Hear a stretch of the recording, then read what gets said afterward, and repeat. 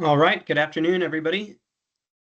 We will be starting here in just a minute. I see we've got 15 people already here with us. So again, thank you for joining. My name is David Klotz. I am the Director of Federal Accounts with Enola Technologies.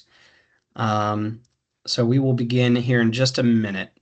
We'll go ahead and get started right on the hour here, and I'm sure there's going to be some more people joining, but we're excited to cover this material with you today. So again, we appreciate everyone taking the time. After this is all over, we will send out a recording of it. So if you have to leave halfway through or anything, no worries. We'll make sure everyone gets a copy so you can go back and review this material if you need it. All right. So again, for those of you just joining, my name is David Klotz. I'm the Director of Federal Accounts with Enola Technologies. I am excited to present to you today SysML V2, the new rules of the model-based road. And we will go ahead and get started. So Tim, if you can go ahead and hit the next slide. So before we jump into the fun part of the presentation today, wanted just to do a quick overview for those of you who may not be too familiar with Enola Technologies. We are a leading training and coaching and consulting firm, and we are dedicated to the rapid evolution of our clients within the digital world. And our services are directed towards digital engineering, transformation, model-based systems engineering, enterprise architecture, software, database architecture, ontologies, and collaboration server management. So tools like Teamwork Cloud to be your model-based repository. We have been in the business of model-based systems engineering and digital engineering consulting since we were founded in 2021. But most of in fact, all of our founders are a decade plus seasoned veterans of model-based systems engineering. All right, Tim, next one. And our mission here at Enola Technologies is to train, coach, and mentor your staff to be independently successful as quickly as possible. So that is our goal, is by sharing the knowledge that our team has accrued over decades of experience to be able to help accelerate your programs into being able to deliver on time and on budget for whatever your mission parameters are. And then finally, what you're going to be seeing here is some of the information that Tim, our Chief Operating Officer, is going to be presenting today is actually going to come from our SysML V2 training. So this is something that we are releasing and really has now released as of this year. So we're excited to be able to present some of the information in this overview today.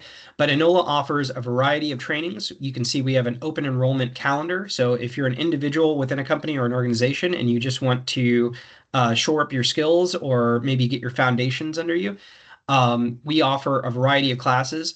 Most of our tool work is within the Cameo or CATIA Magic set because that's the background that we came from. Most of our founders, myself included, actually worked at No Magic before they were acquired by Dassault. But we are tool agnostic. So if you are looking to learn SysML in another tool or UPM or UAF, let us know. We have expertise in a variety of tools like ANSYS, Innoslate, a bunch of others that aren't coming to mind right now. But we've used a variety of different tools, Enterprise Architect from Sparks, etc. So if anybody is interested, please contact us at sales@enolatechnologies.com, and we look forward to being able to set you up with the training that you need. Or if you have a larger group, we can train groups between 12 and 15 at a time, either on site or virtually. So with all that, now we will get into the fun presentation that you all are here for. All right, thank you, David. Yeah. Oh, and let me give you go to the next slide real quick, and then I'll just give you a quick introduction. So before I turn it over officially, Tim Anderson is our Chief Operations Officer. He is also one of our founders at Enola Technologies. Tim has over 15 years of model-based systems expertise and experience. And today, what he will be covering is an overview, a quick overview of MBSE for those of you that are still getting your arms around model-based systems engineering as a practice. He'll go over the basics of the systems modeling language, sort of where it was in V1, and then he'll move on to the basics of V2, discuss some sample views, and finally explain how to prepare for the transition for those of you who are excited about moving to V2 and the ease of use that will come with the textual notation and the integration and AI possibilities. He's going to be talking a little bit about that for those of you that are already well versed in V1. So high level, some great tips and pointers. So without further ado, our COO, Tim Anderson. Thank you, David. As David mentioned, we're going to be going over the basics of SysML here, SysML V2, that is, of course. We're going to have some introductions here with the MBSE and SysML in general, but a lot of this is geared towards that translation from SysML V1 into V2. So you'll see a lot of this is going to be comparative, where we're looking at what was in V1 and what is in V2. The stuff that's in here, if you're new to SysML and MBSE altogether, again, welcome. We will be covering some basics of that as well. But the audience is really gearing towards what does it look like now in this new world of V2. So again, want to welcome everyone, and let's get started. So we'll start with an MBSE overview. I'm assuming a lot of people that are here have an understanding of what MBSE is, but for those that may not, MBSE is Model-Based Systems Engineering. It is the formalized application of modeling to support, you can see these red words here, system requirements, design, analysis, verification, and validation activities. This is where SysML was originally brought in, SysML V1, and they retained this for V2. So these concepts of requirements, design, analysis, verification, and validation are things that we're going to find in this language in V2. In fact, we're going to hopefully streamline that idea. Some of these things that we had in SysML V1 were a little cumbersome to work with. And with V2, we're looking to make this a lot more streamlined, a lot simpler, and a lot easier to adopt.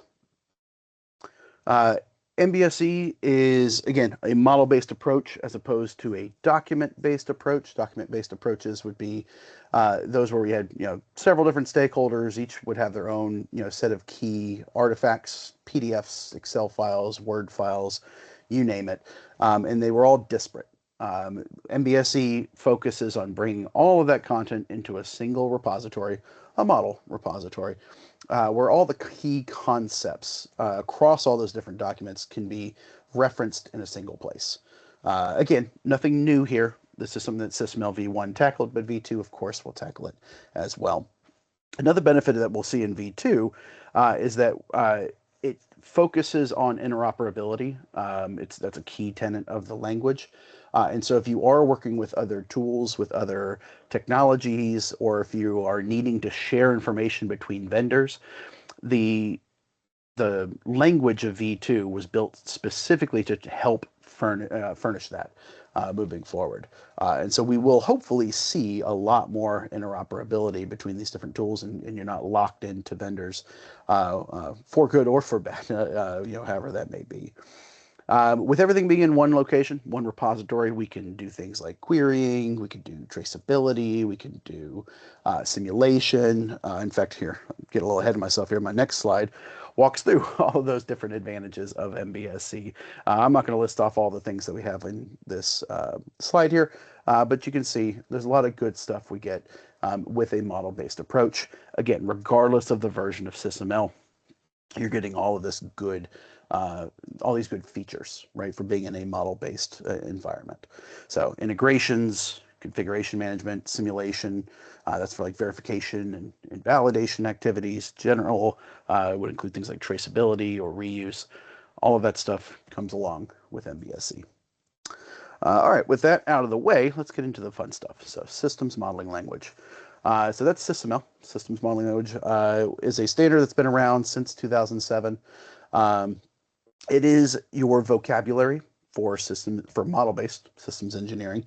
That means it's going to provide your elements, your nodes, your relationships or edges, and then the views that you're going to need to capture whatever it is you're trying to capture within your system specification.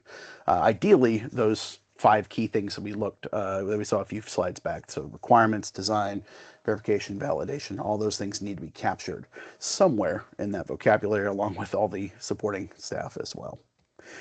So that was V1. V1 was back in 2007. We had 7 minor releases after that, so we got up to 1.7. And back in 2017, they recognized that, hey, we're wanting to do an overhaul of the language and we want to streamline what we have. And that was where V2 came into play. There's an RFP to build a SysML V2 back in 2017. It took a long time, it took a very long time, but 8 years later, it was officially released last September. And so it is out there, official version 2.0. They're already working on version 2.1. They're already looking to improve upon it. But as of now, you have access to SysML V2 tools like Cameo's Systems Modeler or Cameo System Modeler or Katia Magic, the MSOSA product. Now have deployed solutions for these. These are production ready deployments. So 2026X for those tools are available, and you can start playing around in SysML V2. So what are some of the key differences between these two versions of SysML? And then they are pretty big differences. So it is a pretty major leap to get over here to V2. Ideally, though, if you understand V1, it's not the biggest jump to V2. Honestly, a lot of it would be unlearning some of the stuff that you had in V1 that no longer applies to V2.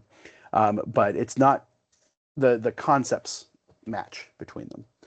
So we'll start in V1. V1 was built on top of UML, which is the Unified Modeling Language. That is a software engineering specification. So it's all about building software. It's got a lot about, it's got deployment views where we can show where software is going to get deployed onto different servers, artifacts in memory, things like that. None of that really applied to the system engineering side. We're looking at systems and their subsystems and their behaviors.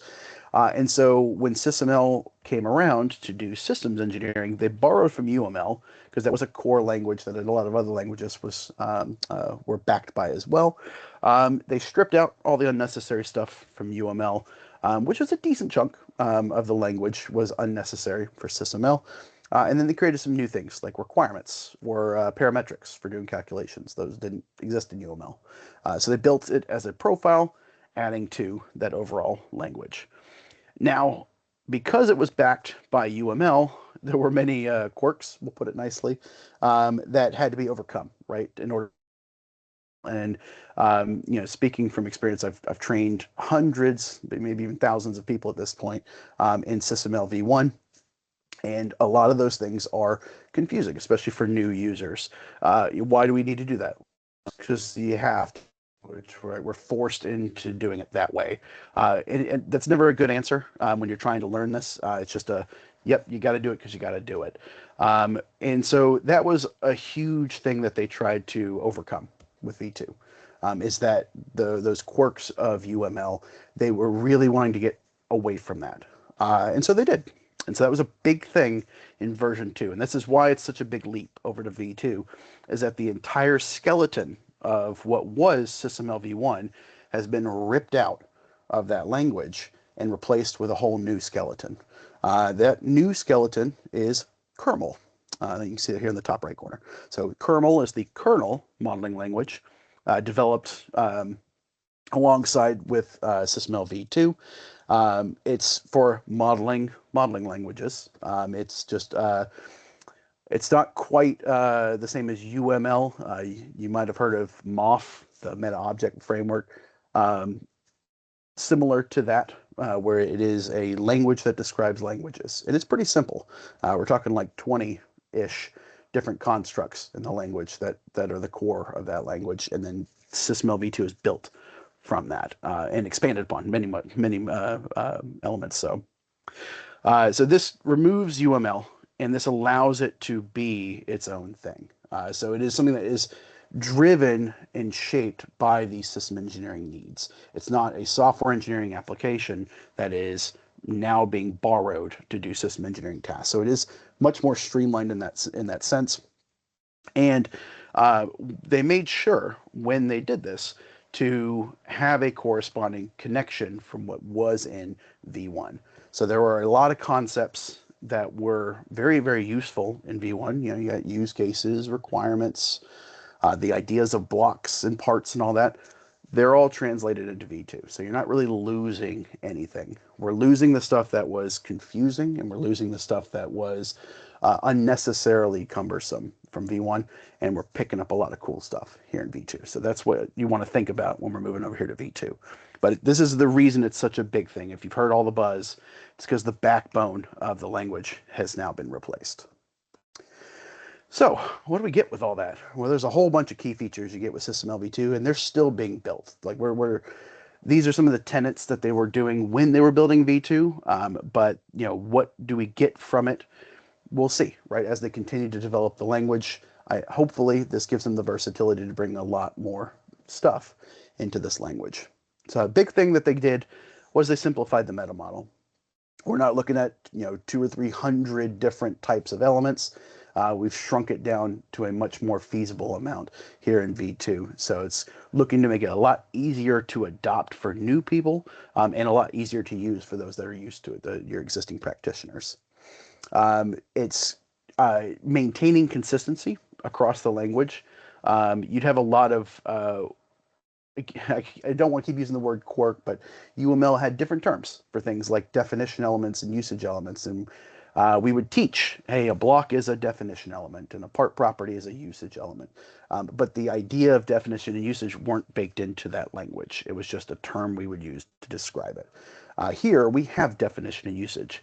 Not only do we have it for things like blocks and part properties, we have it for practically everything in the language.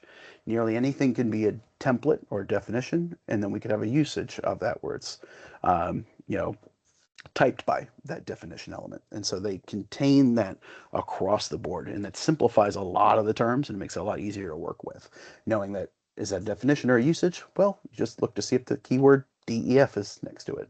If it says def, it's definition. If it doesn't, it's a usage. The name in front is the exact same, whether it's definition or not. So that's the cool thing in this language. And we'll talk a little bit more about definition and usage a few slides later. It retains our ability to extend the language. One of the reasons UML was so popular is because it had the ability to be extended. So you could do domain-specific languages. So that was profiles, your stereotypes, your tag values. We don't have profiles, we don't have stereotypes, we don't have tag values here in V2, but we have other means of creating our extensions through ideas like metadata, which are types of annotations in this language. So you still have that ability, but, and we'll talk about this a little bit later as well, that's going to be part of the migration that we have to do. When we're moving from V1 to V2, this is a key part where, yeah, you don't really have profiles and stereotypes. And so what do those get translated into? There's not a clean thing that it translates to. You'll have to, for the most part, manually make those edits. Or automate them, on your own if you have some customized automation. But that's another key thing here, is that we still have the ability to extend for things that, weren't necessarily captured in the core specification. Interoperability, I mentioned that a few times already, but there is a textual notation attached to V2. We will see a few slides on the text notation, see what it looks like and kind of what we get from it, which is really, really nice because we can then dump that text file out. And the idea is that we can share that text file across different tools. And if they're conforming to the standard, you should be able to pick that information back up on the other side. There are obviously going to be caveats to that exchange. We'll see how realistic that exchange concept is across the different tools, but this is meant to be an improvement on the previous XMI, which was honestly practically useless. You had some third-party softwares that could help make XMI a little bit more of an exchange language, but most of the tools implemented those in their own special way. And presumably they'll do the same thing with this, but it should be a lot more difficult to make them not interoperable. Another cool thing you get with V2 is the flexibility of views. We're going to talk about this again as well a little bit later, but we don't have prescribed views in the same way we did in V1. We had requirements diagrams and block definition diagrams and package diagrams, and a lot of the training out there, ours included, were built based on the diagram types and how do we learn what goes into this diagram. With this being more streamlined, there's not a need for that. So we will learn how to do different views, but those views are flexible. They're there to display what we need to display, and they're, well, for one, they're a lot less. We have a lot less of them, and it also opens up the door for some new ones as well. So we're not going to focus on where's my requirements diagram. It's going to be here are all my requirements of my model. Whether or not I choose to view them in this implementation, it's called a general view, is up to me, right? And whether or not I want to show them, or I could show them in a grid view. That's our tabular approach. So we're going to talk about that a little bit later, but that's a really cool thing of V2 is that we're less focused on the kinds of diagrams, and then we just have data that we can view in a few different ways. And with our libraries, the possibilities of different views and how we render them actually is near limitless. We can show it in so many different ways. We also have the textual notation. I mentioned that as well. That lets you code effectively. That's really what it is. It's a model as coding. So if you wanted to, you could just type in text your model, save, and then it will translate that into the model for you. So you don't have any typos or syntax errors. Your tools are going to help catch those, of course, and they'll help you work with those. Or the other way around, you could build things graphically and then say, okay, let me see the textual notation. Um, there are so many good applications for this, one of which is the interoperability, but others, you can more discreetly change your model, right? If you're trying to, there's many times where I was working in V1 and I was trying to find the right spot to make a change. If you're in the text notation and you know what you're doing, you can find that spot in the text and make those changes pretty quickly, and then just revisualize your information. If you're doing something like AI, right? That's a hot topic now. AI can help build a bunch of this stuff out just like it's doing that with coding. You'll still want to do your due diligence and make sure that everything is you know correct, but it can help front load a lot of the work here and get you most of the way that you can, and then your SMEs can go and finish it up and clean it up. So a lot of cool possibilities with the textual notation, and probably the thing that has the most buzz, I would say, for V2. It also tried to ensure that we had a migration from V1 to V2 and that it wasn't super cumbersome. Again, they have the migrators and they have descriptors for tools to do these migrations. It's still not going to be great, just warning you now. If you have stuff in V1, it will be a process to move it to V2. You have to do some pre-massaging of the content. Then there are automated migrators, like Cameo has its own migrator plugin. And then there's often going to be post-processing as well, where you then rearrange things and get it to where it needs to be. And then once it's migrated, you're not really going to be switching back and forth. This is a one-time push. You don't want to really move back and forth. So don't expect this to be a clean connection between the two views. You are leaving V1 and moving to V2 when you're doing these migrations. You also get an API. So again, coming with the textual notation here is kind of think of these APIs as libraries. Same idea. Where you have a bunch of different functions and types and kinds that are standardized in the language itself, and they intend to continue to expand on those as we keep going forward. So just things that you have access to, which is really, really nice when you're doing your modeling. And then finally, it adds new concepts, right? Some of the things that we didn't have in V1 that they just never got around to implementing. Now we have access to it in V2. Things like temporal concerns. You had that in like UAF and a few other things, but didn't really have that in SysML without having to create it yourself. And then spatial concerns like geometry. We have shapes. We have 3D and 4D positioning. You can caption that kind of stuff here with these kinds of libraries. And again, we'll see that in a couple slides, some of the content that we have in these libraries. So a lot of cool things that you're getting with V2. And this, again, just the first iteration of V2. They're going to continue to expand on this as they continue to see what works and what doesn't work. All right, we're not going to spend a lot of time on this picture here, but this is just a background of the architecture of the language itself. As I mentioned before, kernel in the bottom left corner here, this is your meta model for the meta model, effectively. So it's the underlying backbone. This was what used to be UML. And then SysML, or your SysML 2, is up here. It's using kernel. The libraries here are what you're actually going to access in the projects. So when you're doing your modeling and your tools, you're accessing these libraries, and these are the meta models for those libraries. So the types of elements that you have access to at the kernel level versus at the SysML level. And then these domain libraries, again, are some of those APIs and things that are provided for you, as well as additional libraries that the tool vendors may create or that your individual organizations may create and hold on to. Some of the libraries that are in that list, and again, these are standard libraries that are in the specification. You've got a metadata domain library for capturing metadata annotations. Again, think of like profiles. You got analysis domain for doing things like trade studies. We got cause and effects for cause and effect, requirement derivation, geometry for basic shapes and locations, and then quantities and units holds on to all those ISO 80,000 types. So just like we had that back in V1, that was a standard profile in Cameo, you have that now built into the language. And these are things that are referenceable, right, in either that textual notation or just in your graphical notation as like types of things that you can select. So a lot of good stuff here. And again, completely extensible, not just from you, but the language itself will continue to expand on these as it continues to grow. All right, so that's our overview of SysML. And kind of the transformation from, and how it relates to V1. Now we're going to look at some of the basics of the language itself and see some of the translations. What was it called in V1? Yeah, what's it now called in V2?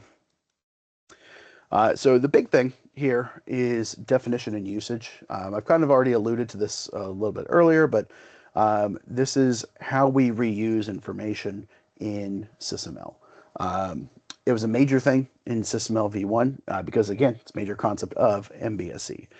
You define some template or blueprint, whatever you want to call it, of a kind of object, and then you can effectively print that over and over again. I have an engine in my vehicle. Well, what is an engine? I can describe that as a template, and then I can say, okay, this vehicle has an engine. The crane over here has an engine. My motorcycle has an engine. The idea of an engine can apply in many different applications. And so that's what we had in V1. And not just for structure, it was also for behavior. We could have a common activity like making coffee. I can make coffee in the morning. I can make it in the afternoon. It's the same process, but it's a reusable behavior that I can define once and you reuse it when I need to. In V2, we use the term def, you see it right here, DEF, to mark that something is a definition element, and then in the absence of the word def, it's assumed to be a usage. So those are your two options here. It either is a definition element using the keyword of def, or it's just usage if it's just the name. So instead of blocks and part properties, we'll have part, that's our name of our usage, and then part def is kind of like a block. It's the definition of a part property. And that's the kind of streamlining that I was talking about, is that we've made this a lot easier to reference these terms, and you're not having to think, okay, block and part properties. What type's a part property? Oh, obviously it's a block. Well, in SysML V2, what type's a part? A part def. What type's an action? An action def. It's always the same. It's just def is the term that we'll use for the definition kind of object, which is really, really nice. So again, definition is our reusable concept. Usage is that usage of that template in some context. So it's created somewhere in there. And like I said, this is consistently used throughout the architecture. All right, here is just a slide of some of the transformations, some of the translations that we have access to here in V2. On the left was the old V1 term. On the right is the V2 term. This is nowhere near an exhaustive list. It's not meant to be, but that's what you're looking at here. We've got block is a part def, part property is a part. You see it's consistently an interface block is the port def, the proxy port is the port. If you want to think of it the other way, honestly, it's probably easier to think about the kind of object that we're looking at. Like an attribute is a value property in V2. The attribute definition is what types that. Well, that'd be the value type from V1. Actions are still actions, but the definition of an action, that was an old activity. And so you can see on here, again, for a lot of these, that's all it looks like, is that you have the usage, which is the thing we're mostly working with, and then the definition is just the template of that kind of object that can be reused. We do have some cool things in this language. We have a requirement definition now. So you could define a template of a requirement and then usages. And these can be composed of lower level requirements. They can have constraints attached to them. There's a lot of cool things that we get here in this language. We have connections and connection definitions. A couple of things that are different. We have generalization is now a specialization. It kind of goes the other way around. And there's a few flavors of that for how they specialize. Composition is now a feature membership. So if a part has a part, composition used to just say, yep, that's an internal part. Now it's just called a feature membership, whether it's composition or aggregation. And then for the diagrams, we have view definitions and views. So view is the term we'll use instead of diagram, because again, diagram's a little bit more specific, looking at like something graphical.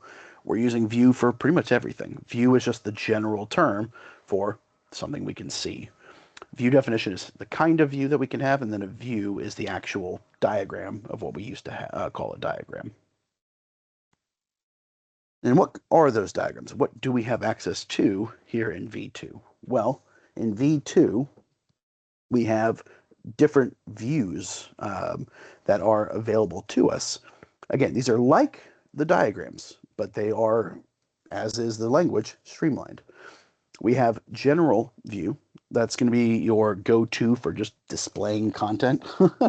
It's mostly for members. So this would be something like a member would be a composed part, containment for a package, composition for a requirement. If we want to see the inner workings of something, that would be a general view, or just anything really that we want to see the hierarchy of something. So our general view is just kind of that all-around display view that we're going to see a lot of. An interconnection view is an internal view. Think of this as like an IBD, but it shows the features within an object and how they relate to each other, how they connect. So the obvious connection is an IBD from SysML V1. That would include parametric diagrams, because that was also a connection point. And then we also have other kinds of interconnection views, like the action flow view. It is called out as its own type of view, but it is a subclass of the interconnection view. It's a type of that, because we're looking into an action member or action definition, which is an activity. We're looking inside of it and seeing how those actions relate to each other. So same idea, just for an activity. That's the kind of stuff we're talking about when we're saying that this language is streamlined. The action flow view would be like your activity diagram. It works the exact same way as it used to. You have actions to represent the steps within your process. You've got swim lanes still. You have flows. We call them successions now instead of flows. You've got objects that can be passed, input, output pins, all that fun stuff. Your control nodes are all the same. Again, slightly different names, but the ideas are still there. So if you've seen an action flow view in V2, you should be able to read it if you're familiar with your activity diagrams in V1. Same idea with state transition view. It's just your state machines. Sequence view, just to round out your three behaviors, it's a sequence diagram. The geometry view, this is a new one. Geometry view is going to be used to show the spatial location of your objects, and so you can kind of use this to really get a feel for the spatial location of your architecture. This could be like CAD drawings and things like that. That's what kind of the idea with the geometry view. You've got a grid view. This is mostly just going to be a table, but it's anytime you're showing rows of data. But this is going to be your table generally. And then you have a browser view. Browser view is like the containment tree. So it's a way of showing a hierarchy in a tree-like structure that you can expand into. to look into the contents. And so the browse view is pretty much your containment tree. So these are the defined views that we have in SysML, and then we can build customized views based off of these. Um, the view defines the structure, and then we can render that view in a number of different ways. That's getting a little bit more into the weeds, but that allows us to have more flexibility into how we can see the information here in SysML. Just like we had the mapping for the elements, here's a quick little mapping for the diagrams. Half of them are general views, so packages, requirements, use cases, block definition diagrams. If you think about it, you were just putting a bunch of elements into a free-floating diagram. The different diagram just told you what to put in it. That's just unnecessary. So we have general views across the board. Internal blocks and parametrics are interconnection views, and then your three behaviors, of course, are the three behavior views that we now have. And then the other views that we mentioned are just bonus. They're new views that we have access to. All right, the textual notation. So the textual notation is, again, a big add into this language, and it is a textual view of your architecture of your model. And it looks like this. You can see it on the right-hand side here. So this is coming from the simple vehicle model. We're going to see a few samples of that. Again, this is a standard sample that we have in 2026X Cameo systems modeler, so you have access to this if you want to go play around with it yourself. If you have that product, you can go see this same example. Here we've got our simple vehicle model is our containing package. That's your root of the entire architecture. And then it's kind of skipping ahead here because, again, this is just a nice little trick of the text notation is they got a nice little set of quality of life features. So package definitions and then package attribute definitions, it kind of collapses those so we don't need to see the whatever else is stuck in there. We can just kind of see that, nesting, and we'll see this are all the content of this attribute definitions of that simple vehicle model. Yes, there is a learning curve to this. You do have to learn this, but as you're learning how to do the graphical notation, you should be learning how to do the textual notation at the same time. And as David alluded to with our class, we do exactly that. We teach you both notations together. So you can switch between the two or just stick with the one that you prefer. The idea here is flexibility. If you don't care to do text-based modeling, don't do text-based modeling. Focus on the graphical, and vice versa. So we have a bunch of imports, public, private, protected are all still available visibilities. If you're familiar with those from UML, they were brought into SysML. Imports different libraries. These are some of those libraries. We were just talking about those domain libraries, like the SI units, the quantities, scalar values. These are all coming from those standard libraries, the domain libraries. We can alias things, which is a cool little feature where we can say that torque value in this package is also known as torque. And so we can just refer to it as torque, even though the real name is torque value. We can define enumerations. Again, this is the definition of an enumeration, enum, def, colors, and then we just say black, gray, red. Those are your three different types. 60, 80, 100 millimeters for your diameters. This little feature here is just letting us know that diameter choices here is a kind of length value. We have a couple other enumerations, and then just a bunch of properties specified down here in these attributes. So these are the kinds of things that we can track here in the textual notation, and that will translate into the architecture. And if we were to, generate a view based off this, we could see that content. In fact, with this next slide here, you can kind of see the two next to each other. So on the right-hand side, we've got a general view here where we show a logical architecture package. That's what we have up here. We've got doc. This side we can do documentation within the language. So you just say doc and then put your comment in there. We've got a vehicle part definition with engine and wheels. Again, should look pretty familiar here. We have colons to represent types. These are multiplicities. Attribute pressure, it's a value property of type SIPA, so it's a Pascal in the SI library. And we can see that's right over here. Here's our part def wheel with the value property pressure of type Pascal. See, it tracks that. And these connections here are all managed. You could either build it from the left and generate the right, or build it on the right and generate the left, but they will stay consistent. At least in Cameo, when you're trying to work with the text-based notation, it is something that is generated whenever you open the editor. So it is an option to say open the editor, and it will regenerate the text based on what's in your actual architecture. So this is not saved, if you will. This is not, you're not going to be, making changes in here and then trying to push them, or making changes and hoping that that they get updated on the other side. If you're in the text-based area and pushing, it will do so. But if the text editor is not open, then there is no existing text notation, if that makes sense. Instead, when we tell it to open, it will regenerate the text based on what's currently in your architecture. I don't know if they intend to keep it that way, but that's the way that it's currently built. Okay, so that is it for your V2 overview. Now we're just going to look at some samples to see kind of what this language looks like, and then we'll wrap up with our transition plans as a final section.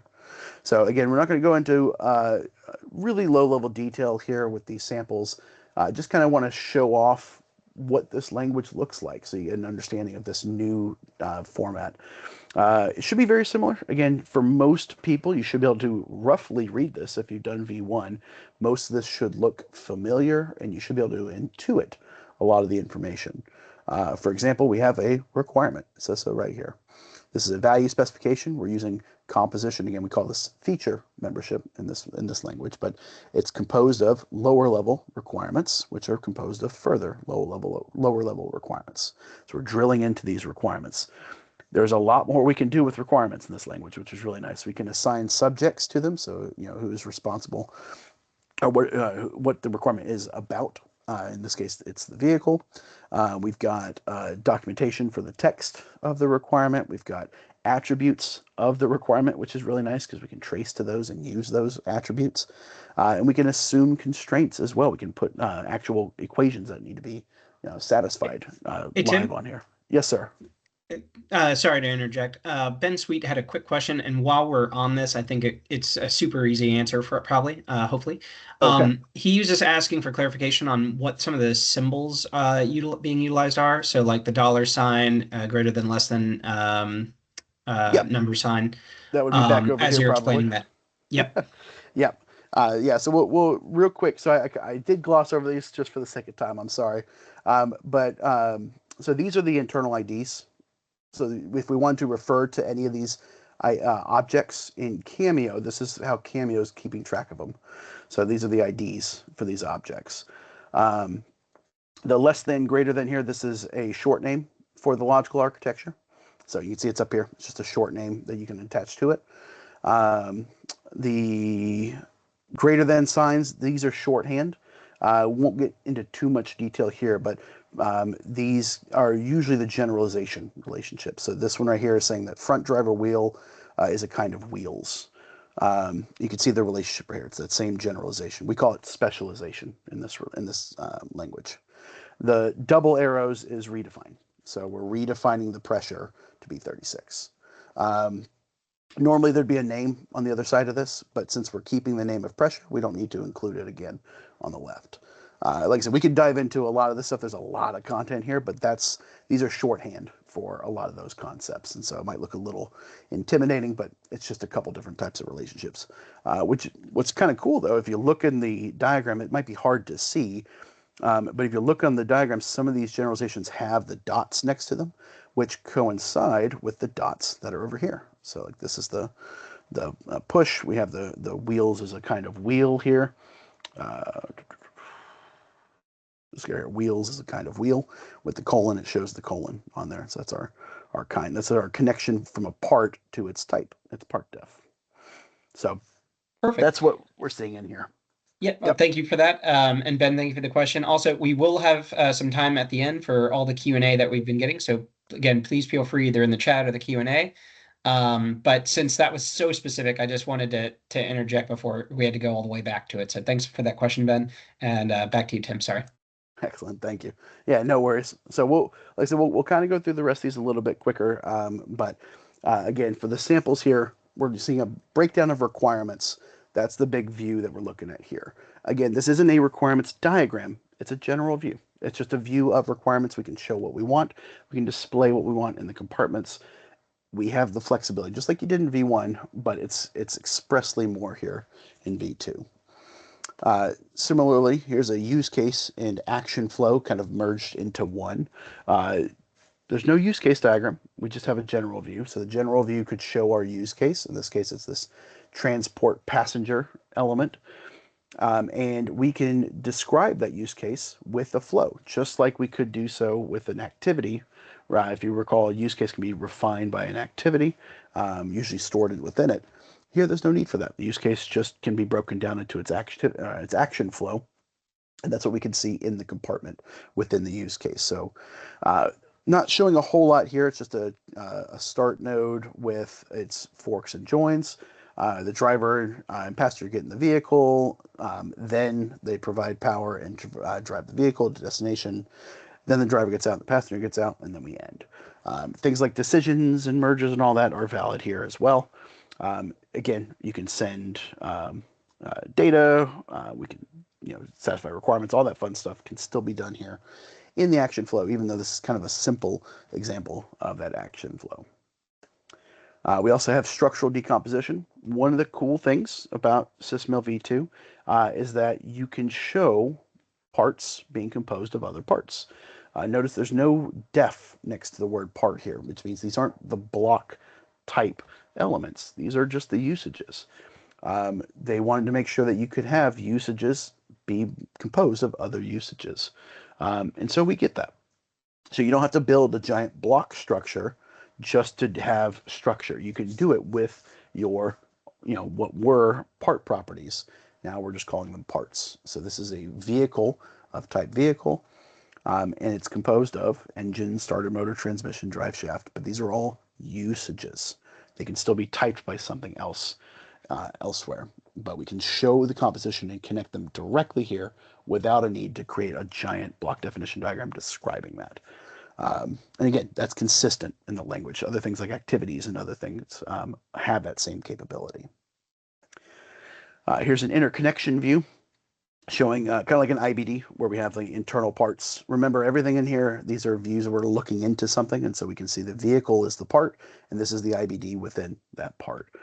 We've got the different subparts, even multiple nested. We got connections, that's what we call these instead of connectors. We've got ports, we have flows, we got border ports on the vehicle itself. Everything you're used to having in SysML is found in here as well. It's just, again, a lot cleaner. State transition view, just another behavior view. Same idea. The state itself is something that can be decomposed into lower level states. You have transitions, you have behaviors that are being performed. Most of this should look familiar because, again, it's translated pretty cleanly. One of the really cool things in here, which you may not see at first glance, is this little caret sign in front of health states. The caret means the same as what it used to mean in V1, meaning that this was an inherited state that we then could redefine or use. So things that weren't available in V1, like inheriting behaviors here, are now available here in V2, which is really, really nice. And then we have analysis and verification cases. These are things we mentioned before, but these are new concepts here in V2. Analysis for things for building things like trade studies. Verification cases are for doing things like test cases. And so you can see some examples of how those are related to the relevant objects here on these two views. But the analysis just breaks down the subject, its objectives, attributes, and parameters. Your verification case shows the parts, that would be the structure that's doing the verification, the activity that's being performed to check it, as well as some metadata assigned to that verification. And then finally, snapshots, another thing that's relatively new here in V2. We have snapshot is what it sounds like. It's a snapshot in time. This is how we can look at things temporally. We have time slices. You can see the term here, time slice, which gives us a duration of time. And then a snapshot is literally where the start and end date times are the exact same. So it truly is a snapshot. In this case, they're saying time is at 0 seconds, at 1 second, and at 2 seconds. And they're kind of building out a structure based on that snapshot. These are individuals which if I kind of glossed over it in the previous slide, but that's an instance in this language. So individuals are instances. So here they have like an instance tree, if you will, where we're seeing the uh, relevant values, right, that we have at a given point in time. And so that's it for the, just again, some samples of looking at this language and some of the things that we have in SysML V2. We're a little bit low on time, so I want to finish up these last couple slides so I can open up the floor. So we're going to run through these last few slides a little bit quicker. We have transitioning to V2. So one of the big things that we want to make sure is clear is that V2, yes, it came out in September. Yes, it was in development for a long time, but it's still really new. Um, as far as Cameo, which is a very big player in the system engineering market, they only released their production version of SysML V2 back in November, late November. So this is all very new stuff. People have been building to it and they're familiar with it, but there is a lot still left to be built, and there's a lot of things that are still being ironed out. So just like, I don't know if anyone was around for V1 back in 2007 when it first came out. There were a lot of upgrades that they made over the years, a lot of good features that came out of it that have yet to be incorporated into V2. So a lot of groups may not be ready to move over to V2. This is something that maybe you want to do like a pilot program and check it out and see what you feel. But there's a lot of features that are core to Cameo that may not exist in this, or that you may have to relearn to do it a completely separate way here in V2. So those kinds of things you got to keep in mind as we're moving over to these other this other language. Things are going to be really, really nice, but it might take a little bit more time to get to the point where you are doing what you were doing in V1 and more. So it's still a work in progress in that sense. But a lot of good things in here that are existing, and there's still a lot we can do in here. It's definitely worth learning and starting to play around with it. That being Um, said, once you, yes, oh, you have a sorry, question. I forgot one more, and then we have some great questions to get to. Okay, so two more slides. Learn the language and the tool. So first thing you can do now is, pick up, V2 now while it's, hot. Start to learn what does this language offer, what can you do with it, and start to get a feel for how you can use it within your organization. Obviously train up if you want some power users or if you want to train the team to start doing it. Now is a great time and to start learning the tool, because hitting it at the ground level here would be a great start to really getting your organization using V2 to use all these cool, powerful tools that we have access to now. Your V1 models, if you're working on a big model, might be worth to keep it in V1 for a little bit longer, just because the migration ever can be a pain. So do some pilot projects to get familiar with that process and become more familiar with it. But you know, you may not want to migrate right away from V1 to V2. You might want to kind of play in both worlds for a little bit as you're trying to move on to V2. But if you have new projects, not a bad idea to start trying to use V2 for the new projects. And then when you are ready to migrate, again, it's a three-step process. You will have to pre-process your model to make sure that you get rid of a lot of those special customizations that you have built, and that you're prepared to rebuild them on the other side. The migrator will change that content over for you as much as it can, but you will have to do some post processes on the other side. Some of that can be automated, especially if you have customization with your automation, things that aren't just general. If you have a targeted automation like a macro or something, that could help wean you off of your V1 model. But there's still a lot that you'll have to support on the V2 side. All right, that is what I have. David, would you want to Yeah, open up the floor?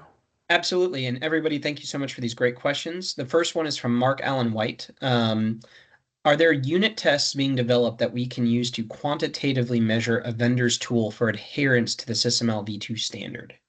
Ooh, that's a good question. So we do have conformance from the standard. The standard does define what it means to conform.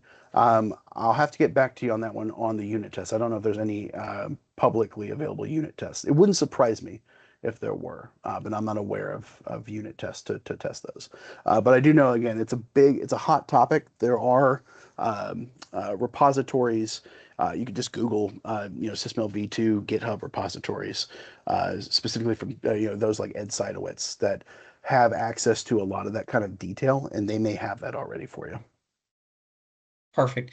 And Mark, we'll make sure to follow up even more once we confirm on the unit test portion. And then, awesome. No, thank you. Then Sweet had another question earlier. Is there any directory or convenient way of learning what standard libraries are available and what is available in each library? Essentially, how does one know what to look for, or if they don't know where, like, that it's there? Kind of felt like trying to learn a specific topic by reading the encyclopedia. So, Yeah. uh, what's your thoughts on that, Tim? Yeah, so I mean, if you're in a tool like Cameo, you can, searching can help you find a lot of that stuff. Like for the the unit for Pascal's, if I'm looking in the SI directory, it's going to have the packages built out in a way that is intuitive if you know what you're looking for, or the finds, right? You can still do finds in the tool. If you're outside of Cameo, just trying to figure out what APIs that you have access to, the specification has them. It's dense, but it's there, as well as things like the Cameo documentation. We'll have that as well. Um, we have bits in our training, platform that will dive into those libraries in more detail. It's not necessarily an exhaustive list, but it's covering the things that you would mostly see whenever you're doing your system engineering. So I hope that helps. All right.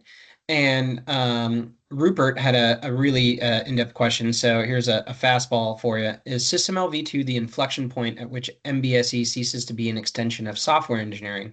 Furthermore, he is asking, since a standard published in 2023, IESO-IEC-IEEE, anyway, there's the standard that he's listing here is the current ISO standard that defines the framework, methods, processes, and tool capabilities for model-based systems and software engineering, often abbreviated from MBSSE or MBSE. Would this shift necessitate or accelerate revisions to this standard? Would this shift also, or probably should, accelerate revisions to ISO IEC 19514 .2017, which standardized SysML V1 as a UML profile. So it's a lot, and you can also see this in the Q&A. But I Yeah. think answering the first, is this the inflection point which it ceases to be an extension of software engineering? To a degree, yes. It is no longer a software engineering solution. It's not built off software engineering. It is going to be intended to be working with other languages to capture the software engineering side. It is truly meant to be systems engineering moving forward. Whether or not, when the ISO will pick it up as an updated standard, that I couldn't tell you, but yes, it is meant to be divorced from UML, but still functional with software. And other languages will be around to help support that connection, just not Awesome. UML. And Rupert, if there's more that we that you wanted to address, I think that was a thumbs up for me. Perfect. But please let us know. So if there's more, you don't feel like we're getting to the root of your overall question around the standards, happy to take it after everyone else. We'll stick around for a few more minutes too to make sure we're getting everybody's questions answered. Rob asks, can you describe the general collaboration of an MBSE environment with a quote unquote configurator that generates geometry and CAD data? I have a company that uses DriveWorks. Can that be integrated into MBSE? But that's going to depend on your vendor, and it's part of the specification to describe this and include it, but the specification doesn't go into detail on how it's implemented. So I've only seen what is in the Cameo product, which is using Dassault's CATIA product, which does allow for you to have an integration between the two. While there's geometry here, again, it's more of a placeholder for capturing information with the intention of it being implemented in the future. So not the most satisfying answer, I know, but that's why it's here. And hopefully, this encourages tools to implement them in a seamless way that we can use it a little bit easier. Awesome. And then one that came in actually over the chat, I don't want to forget the order here. Rob Skihan had a question. Will Simulation Toolkit be able to generate values in the time slices that you had shown earlier? Yes, yes. So the Sim Toolkit is still being updated for V2. It can handle calculations very well, and it can handle verification. It's still, I want to say that it's the next refresh one, I think, which is in the summertime when they're looking to do more in-depth behavioral modeling. Right now, it's mostly just for calculations and parametrics, but it does a really good job of that. And it does allow you to connect to external parametric or solvers as well. So yes, the intention is for it to be able to handle that. Um, but like I said, some of that stuff is still in development. Awesome. And Joshua asked, does SysML V2 textual notation provide auto-completion or guidance when scripting a model, such as suggesting valid elements or relationships similar to how Python editors auto-populate possible options? Yeah, so that's part of the appeal of the textual notation. Again, this is something not prescribed by the specification, the language, but tool vendors, would be the ones to pick up that feature. And Cameo's text notation does exactly that. Um, control space is a common hotkey when you're doing these things, and it's a common one in Cameo, and it can autocomplete for you. And things like code wrapping and auto formatting and uh, edits, block edits and things like that are something that's already built into 2026. You can start playing with it today. Cameo does support that feature. I can't speak for other tools, but Cameo can. Awesome. And our last question comes from Scotty. Is SysML 2.0 compatible with Cameo versions 22, 24, and I think yes to 26 because it's already in there, Yeah, but is it compatible, like reverse compatible, and what are the challenges that they're in? Yeah, so 2026 is the first official release of V2. So that's where they're intending to use V2 and moving forward. 24, there was a beta for it, and it might have even been refresh 2 or 3, I think, that actually fully incorporated the beta. And you could reach out to Dassault if you're interested in that. I don't know if the program is still around. I'm sure it is. Um, and they will allow you to play with it. It's a setting you have to turn on in your installation directory to get that to work, but it is available as a beta. But realistically, if you're looking to do V2, I would recommend 2026. More specifically, the hotfix one, the newest release that they just did, like a couple weeks ago, and anything moving forward. Because again, a lot of these features are live. They're making updates and adding more things to it constantly. And so if you are looking to do V2, that means you're already interested in doing, cutting edge. Keep up with the tool in this case because it's going to grow really, really fast. Perfect. All right. That is all of the questions that were put into the chat or the Q&A, I believe. I think we've gotten them all. So Tim, thank you so much. If there's anybody else that has any last questions, please feel free to put into the chat. Um, and we can address those. But if not, we'll wait just a few more seconds. I know we're 2 minutes over. Tim and I will stick around for another minute if anyone has any questions. But everyone, thank you so much for your time. Everyone here at Anola appreciates your attention and engagement. And we have another great webinar coming up next month. We'll be putting that out on LinkedIn. And if you're not signed up for our newsletter, it'll also come through there. So again, look at all the applause. Thank you, Tim. And again, Thank you so everyone much. for all of the time and attention today. I'll send out a copy to share amongst your peers or to review at your leisure. So again, thanks everyone. Thank you for your time.